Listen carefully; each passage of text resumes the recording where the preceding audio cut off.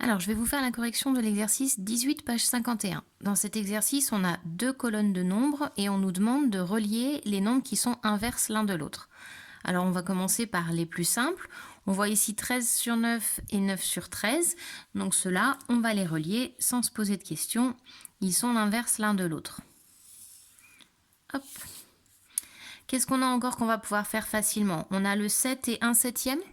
Parce qu'on se rappelle que 7, c'est pareil que 7 sur 1, avec ce sur 1 qu'on n'écrit pas, qu'on garde dans notre tête, mais on sait qu'il est là. 7 sur 1 et 1 sur 7, ils sont inverses l'un de l'autre. Voilà. Pour les suivants, il va falloir qu'on réfléchisse un petit peu, parce qu'on va avoir ici des nombres qui sont en écriture décimale. On va avoir des fractions qui vont être simplifiées ou pas simplifiées, donc il va falloir qu'on réfléchisse un petit peu. Je vais mettre celui-ci avec moins 0,8 parce que les deux sont négatifs. Et on a dit que quand on prend l'inverse d'une fraction ou l'inverse d'un nombre, le signe ne change pas. Donc 5 quarts, son inverse ce serait 4 cinquièmes, donc moins 5 quarts. L'inverse c'est moins 4 sur 5. Et moins 4 sur 5, si on l'écrit en écriture décimale, ça fait bien 0,8. 4 divisé par 5, ça fait 0,8. Si on le fait à la calculatrice, ça marche également. Donc ces deux-là, on va les relier.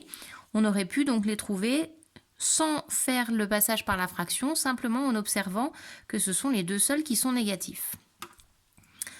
Ensuite, le 10 tiers, l'inverse de 10 tiers, c'est 3 sur 10. Et 3 sur 10, ça fait 0,3.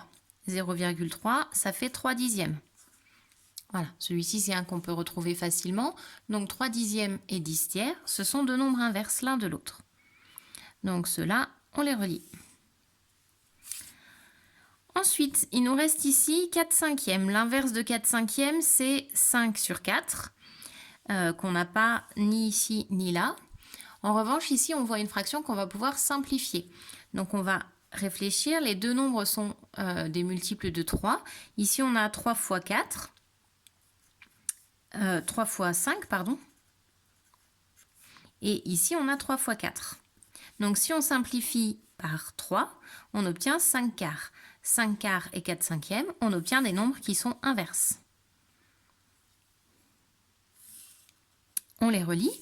Et donc, il nous reste 2 tiers qui auraient pour inverse 1,5. On va vérifier. 1,5, c'est égal à 3 demi. Et 3 demi et 2 tiers sont bien des nombres qui sont inverses l'un de l'autre. Donc, on n'a plus qu'à les relier. Donc, pour faire cet exercice-là, on doit faire dans l'ordre qui nous convient le mieux. On va quand même réfléchir parce que certaines fois, on a besoin de faire des simplifications. On a besoin de transformer des nombres décimaux en écriture fractionnaire. Mais si on réfléchit bien, on arrive à faire cet exercice-là. Voilà.